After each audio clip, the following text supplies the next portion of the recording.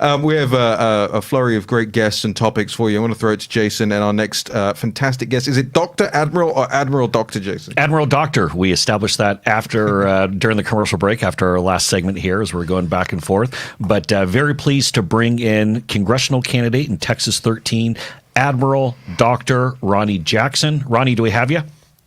Yeah, well, I'm here. Thank you guys for having me. Excellent. Attention on deck, gentlemen. As you were. It's always an honor. Well, it's always an honor to have Admiral Dr. Ronny Jackson, President Trump's former doctor, in the White House. Admiral Doctor, want to get right to this. Texas is reopening today. It's the first of the month. You have a lot of Texans who aren't able to pay rent. We've got to get people back, got to get people working. This isn't just the American way. This is the Texas way. But we're reopening today, or at least going into it. We've been big fans of Governor Abbott, what he's been doing, but Texas still hasn't hit the 14-day mark. Talk to us about what today means, how life is going to start changing in Texas. Well, like you said, Texans are anxious to get back to work. We don't have any problem leading the nation on this. Texans lead from the front, and that's what we've always done, and that's what we'll continue to do. I'm here in Amarillo, and my district includes Amarillo, Wichita Falls, all of the Panhandle in North Texas. We're going to get back to work today, and we're going to do it smart. We're not going to go back to the way we used to do things right away. We're going to, be cautious. We're going to spread things out, in our businesses a little bit, so we maintain some social distancing. We're going to wash our hands and use hand sanitizers. We're going to allow people to still wear a mask if they want to, things of that nature. We're going to take all those common sense approaches, but we're not going to sit around and let our economy just, fall apart at our feet anymore. We are going to get out and we are going to make something happen now. We're going to get the Texas economy up and running again, and everyone here is super excited about it. Admiral, I want to get back to how this is going to impact your daily life. And so take us, for those around the country, people who are in Ohio, maybe people in Florida. We're going to have Daryl Issa from California on in a bit to give us the lay of the land there, assuming he's not out surfing today since Governor Newsom shot that down. How is this actually going to change daily life in Texas? Well, I hope that, our big changes to daily life have already happened. I hope the way it's going to change daily life for us now is it's going to get us back to what we were before, where we were before. A lot of people walk around and I hear people on TV and some of the talking heads talking about like things will never be the same in the United States again. We're not going to shake hands, do things like that again. I can tell you right now, I'm going to shake people's hands. That's what we do in Texas. I'm going to look people in the eye. I'm going to shake their hands when I get to know them and when I tell them about myself. So I'm excited about getting this going again. We're going to get our campaign up and running. We had tons of meet and greets and all kinds of debates and candidate forums and everything set up before this happened. That all fell off the schedule. And so I'm anxious to get that going again, because that's the part of campaigning that I enjoy the most. And I think that's what people here in Texas expect, is for you to get out to the diners and the restaurants and the feed stores and go in and talk to people, introduce yourself, shake their hand, and tell them all about your what you can do for them. And that's what we're going to do. So we're going to get back to normal. Again, we're on with Admiral Dr. Ronny Jackson, running for Congress in Texas 13, used to be President Trump's doctor in the White House.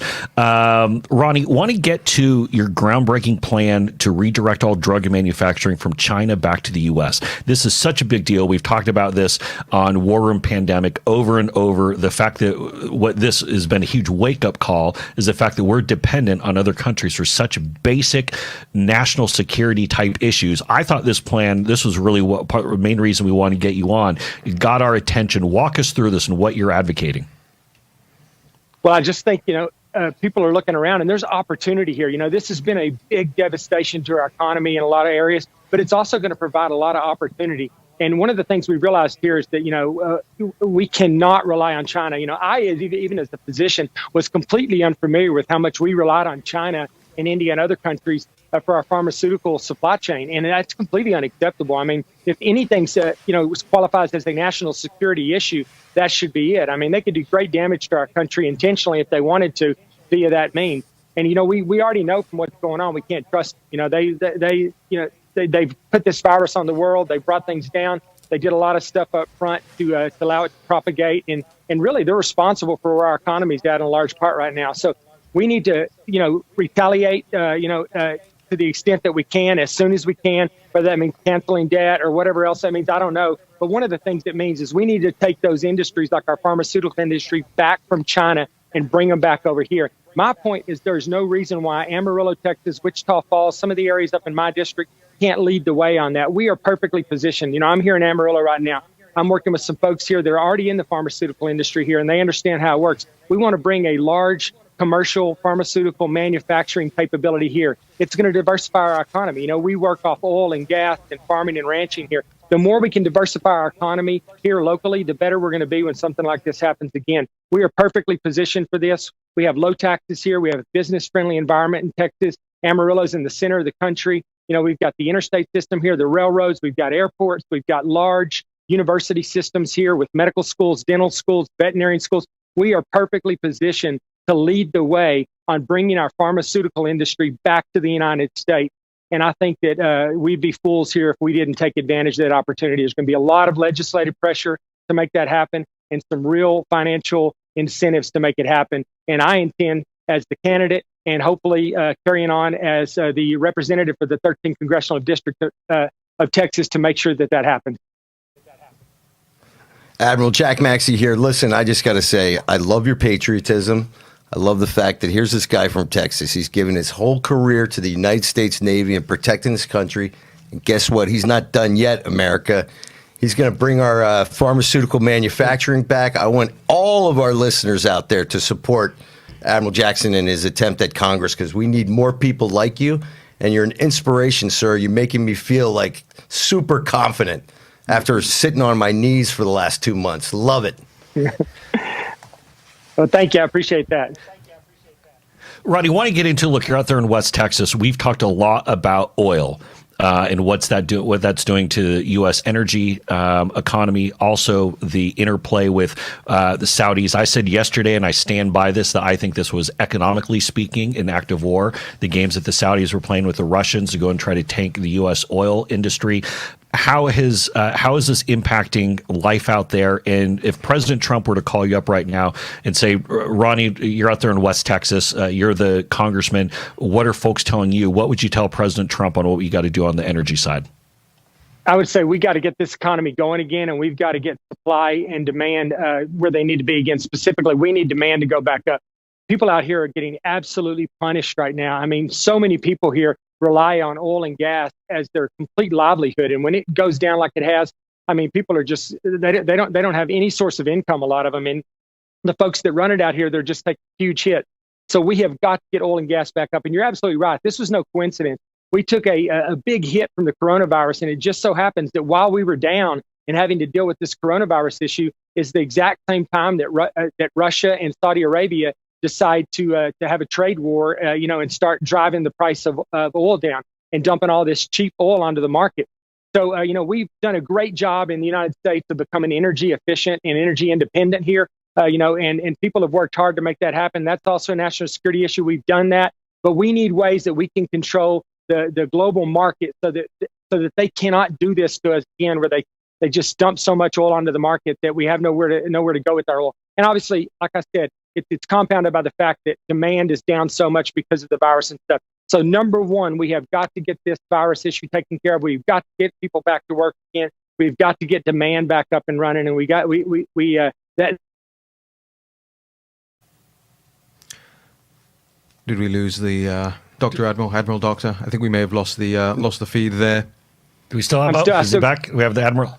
Oh, there you are. I got you. Yeah, just conclude that thought for us. Admiral, can I ask you a real quick question? Sure. Sorry. Go ahead, Admiral Doctor. One of our listeners, it's a big concern considering the amount of agriculture that's being repressed in Texas. What's going on there? We're hearing a lot of stuff about people not being able to get their cattle to market and stuff like that. Could you comment on that? I sure can. Well, it's another issue with with the supply and demand thing. We basically we have all this cattle here, right? And then we have the coronavirus that comes in and it starts hitting some of our packing plants. And our packing plants, the production drops off. The cattle that are coming out on the other side that are being slaughtered to go to market, they're going to market being slaughtered so that we can get them to the grocery stores and stuff. That number dropped precipitously. Well, when that happens because of the coronavirus and because they're shutting down part of their production plant, then supply just starts building and the cattle have nowhere to go. I mean, the ranchers can't get rid of them right now. The feedlots are full. They can't take them. The packing houses are full. They're running as many through a day as they can, but they are running under limited resources right now because of the coronavirus. So I think the president's done a great thing. He's reached out to the packing industry. He's relieved them from some of the liability that might be associated with this and told them they don't have to worry about that. He's mandated that they get back up to running 100% and start getting this done. But once again, it's a supply and demand issue that's related to this virus, and we've got to get rid of it. And we need to diversify a little bit too. I mean, we have a few of the packers, that are controlling a lot of the market right now, and we need some of the smaller packers up and running. That's what I'm talking about out here. Is we got to get more packers out here that are more small business packers, so that whenever something happens at one of the big packing plants, it doesn't take down a quarter of the industry. So that's one of the things we're looking at out here as well. Thank you. Oh, Yep. Admiral Doctor, thank you so much for joining us today. Tell us how folks can get active with you. How do they follow you on Twitter? They want to learn more about Admiral Dr. Ronny Jackson. Yeah, so if you go to my website, www.ronnyjackson, RONNY Jackson 4 FOR Texas TEXAS 13.com, RonnyJackson 4 Texas 13.com. You can find links there to my Twitter and my Facebook, and I encourage you to go there. You can see me what I stand for on the issues, and you can follow me on social media. Please get out there and do it. Thank you. fantastic. Admiral Doctor, thank you so much for joining us Thank you. here this morning on War Room Pandemic. Jack Maxey, I've noticed, gets so excited to have a commanding officer present. He just cannot help himself. Hey, I'm an old Navy guy. You What are can I say? You are definitely an old Navy guy.